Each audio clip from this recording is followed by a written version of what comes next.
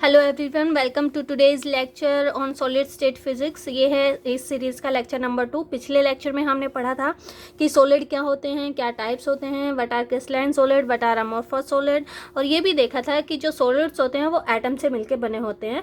आज के लेक्चर में हम उसका कुछ जैसे कि प्रीवियस लेक्चर में मैंने एंड अप किया था ये कह के कि नेक्स्ट लेक्चर में हम उसका मैथमेटिकल कुछ देखेंगे कि कैसे आप एटम्स की पोजिशन को बता सकते हैं। तो आज के लेक्चर में हम यही 2 पॉइंट डिस्कस करेंगे, क्या स्पेस लैटिस क्या होते हैं, ट्रांसलेशनल वेक्टर क्या होते हैं, उनका क्या यूज़ होता है। तो ये शुरू करते हैं स्पेस लैटिस से। तो जैसे कि हमने पढ़ा है कि जो सॉलिड्स होते हैं उनमें एटम्स होते हैं, और क्रिस्टलाइन सॉलिड की अगर आप बात करें तो एटम्स जो होते हैं पीरियोडिक मैनर में अरेंज होते हैं, रेगुलर मैनर में अरेंज होते हैं। अगर इन एटम्स की पोजिशन को आप पॉइंट से रिप्लेस कर दें तो वहाँ से जो नेटवर्क मिलता है, वहाँ से जो ज्योमेट्रिकल फिगर हमें मिलता है उसको हम क्या कहते हैं, पॉइंट लैटिस या स्पेस लैटिस कहते हैं। ऐसा हम क्यों करते हैं? क्योंकि एटम्स का अपना डायमेंशन होता है, उसको स्टडी करना डिफिकल्ट होता है, लेकिन अगर आप पॉइंट्स से स्टडी करें तो इसको स्टडी करना बहुत इजी होता है। इसलिए अपनी इजीनेस के लिए हम क्या करते हैं, एक क्रिस्टल को स्टडी करने के लिए उसके एटम्स की पोजीशन को किससे रिप्लेस करते हैं, पॉइंट से रिप्लेस कर देते हैं ताकि उसको ईजिली स्टडी किया जाए। तो स्पेस लैटिस क्या होता है? अच्छा, इसमें एक खास बात क्या होती है कि हर एक पॉइंट का जो सराउंडिंग है वो आइडेंटिकल होती है। जैसे कि एक 2 डायमेंशनल स्ट्रक्चर है, अगर आप इस पॉइंट को देखो तो इस पॉइंट से यहाँ इस डायरेक्शन में जितने डिस्टेंस पे है, यहाँ यहाँ यहाँ यहाँ पे अगर हम खड़े हैं तो हमें चारों ओर से सेम दिखता है। सिमिलर मैनर में यहाँ पे खड़े हैं तो वही सेम सिमिलर चीज़ दिखती है जो यहाँ पे हम खड़े थे। ये 2 डायमेंशन है, इसको 3 डायमेंशन में इमेजिन कर सकते हैं कि इसके ऊपर भी है, उसके ऊपर भी है। तो यहाँ पे 3 डायमेंशन नेटवर्क अगर आप सोचें तो इस तरीके का कोई क्रिस्टल है मान लो, तो अगर आप इस पॉइंट को देखते हैं तो इस पॉइंट को देखते हैं तो इधर भी पॉइंट वही है, इधर भी है, इधर भी है, इधर भी, इधर भी, ऊपर भी, नीचे भी। सिमिलर मैनर में इस पॉइंट को देखो तो यहाँ भी सेम सिचुएशन है, यहाँ यहाँ इधर भी है, इधर भी है, इसके ऊपर भी मिलेगा, इसके नीचे भी मिलेगा है। तो 3 डायमेंशन में क्या है कि इनकी जो सराउंडिंग है वो क्या है, आइडेंटिकल है, और ये इन्फानाइट एरे है, इन्फानाइट अरेंजमेंट ऑफ पॉइंट्स हैं, और इसको हम कहते हैं स्पेस लैटिस। तो अगर आपको किसी एक पॉइंट से किसी एक एटम से दूसरे एटम तक जाना हो तो उसका किस चीज़ का हम यूज़ करेंगे? देखिए, जब हमें कोई डिस्टेंस ट्रैवल करना है, यानी इस पॉइंट से इस पॉइंट तक जाना, कोई मैथमेटिकल ऑपरेशन हमारे पास होना चाहिए, और सॉलिड स्टेट फिजिक्स में उस मैथमेटिकल ऑपरेशन को हम कहते हैं ट्रांसलेशनल वेक्टर। तो आइए स्टडी करते हैं कि ट्रांसलेशनल वेक्टर क्या होता है। देखिए, ये मैंने कोई अरेंजमेंट बना दिया है किसी क्रिस्टल का, 2 डायमेंशनल अरेंजमेंट इस तरीके से है। This is space lattice in 2 dimension, और इसमें हम सीखेंगे कि ट्रांसलेशनल वेक्टर क्या होते हैं, जिसकी अभी अभी मैंने बताया। ट्रांसलेशनल वेक्टर एक मैथमेटिकल ऑपरेशन है जिससे हमें क्या पता चलता है कि हम एक लैटिस में एक पॉइंट से दूसरे पॉइंट पर जाने के लिए किस वेक्टर का यूज़ करेंगे, कैसे हम एक पॉइंट से दूसरे पॉइंट पर पहुंच जाएंगे। तो मान लो कि आपने यहाँ पे इस पॉइंट को, इस एटम को मान लिया है ओरिजिन, और यहाँ पे 2 तरीके की ट्रांसलेशनल वेक्टर हम देखेंगे। तो पहले हम चलते, मान लो कि हम यहाँ से यहाँ जाएं अगर, तो ये जो डिस्टेंस हमारा है ये एक्स एक्सिस के अलोंग है, और इसको हमने नाम दे दिया ए वेक्टर। और अगर आप इस पॉइंट से, इस ओरिजिन से इस पॉइंट तक जाते हैं तो इस वेक्टर का हमने नाम दे दिया बी वेक्टर। तो पूरी लैटिस में हम इन 2 वेक्टर की फॉर्म में एक पॉइंट से दूसरे पॉइंट तक जा सकते हैं। जैसे कि अगर मैं यहाँ पे लिखूँ, यहाँ पे हमारा जो ट्रांसलेशनल वेक्टर है वो बना है T translational vector is equal to A plus B. हमें सिर्फ यहाँ तक जाना है तो हम क्या कहेंगे, ए बन जाएगा। सिर्फ यहाँ से यहाँ तक जाना है तो हम कहेंगे बी बन जाएगा। सॉरी मैंने गलत लिख दिया, ये इस पॉइंट का है, सॉरी। देखिए, ये ऐसे सीखते हैं, जैसे कि इसको भूल जाइए कि ये हमारे पास नहीं है, ये पॉइंट हमारे पास नहीं है, दिस इज़ द ओरिजिन, और हमें यहाँ से यहाँ तक जाना है। तो ये ट्रांसलेशनल वेक्टर T1 हो गया है ए। अब हमें इस पॉइंट से इस पॉइंट तक जाना है तो हमारे पास T2 ट्रांसलेशनल वेक्टर हो गया है बी। ठीक है, अब अगर मान लो आपको जाना है अप टू दिस पॉइंट, इस पॉइंट पे जाना है, तो इतना तो हम चल लिए, आगे हमें कितना चलना पड़ेगा, इतना और चलना पड़ेगा। और ये वेक्टर को हम क्या कह रहे हैं, पैरेलल टू बी है, तो ये डिस्टेंस कितना हो जाएगा, बी ही हो जाएगा।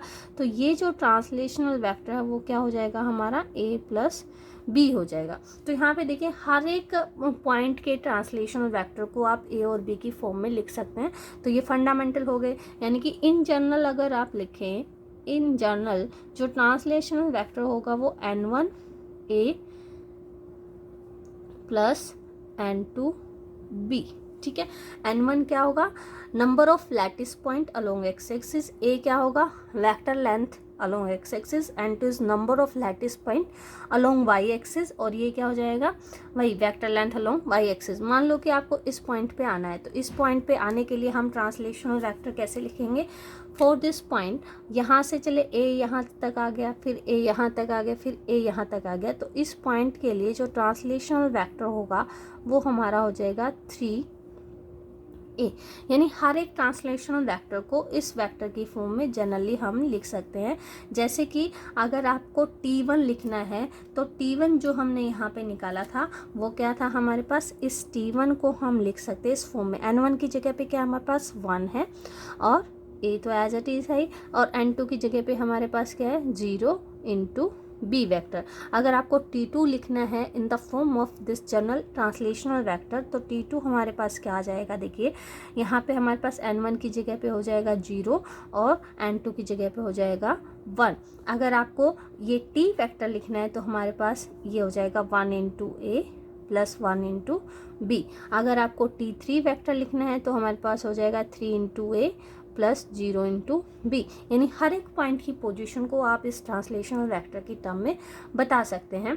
अब देखिए ये कोई पॉइंट हमने मान लिया है कि आर डैश, अगर इसको आप ये तो हमारी 2 डायमेंशनल स्ट्रक्चर थी, अगर आप इसको 3 डायमेंशन में एक्सटेंड करते हैं तो उस सिचुएशन में हमारा जो इन 3 डायमेंशन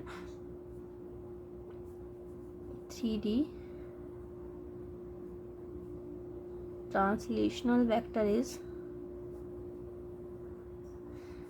T इज इक्वल, जैसे आपने x एक्सिस के लिए N1 लिखा है, y एक्सिस के लिए N2 लिखा है, तो z एक्सिस के लिए हम क्या लिख देंगे N3 और वेक्टर दे देंगे C। तो हर एक पॉइंट को आप इस ट्रांसलेशनल वेक्टर की फॉर्म में लिख सकते हैं। अब ये 2 तरह के होते हैं।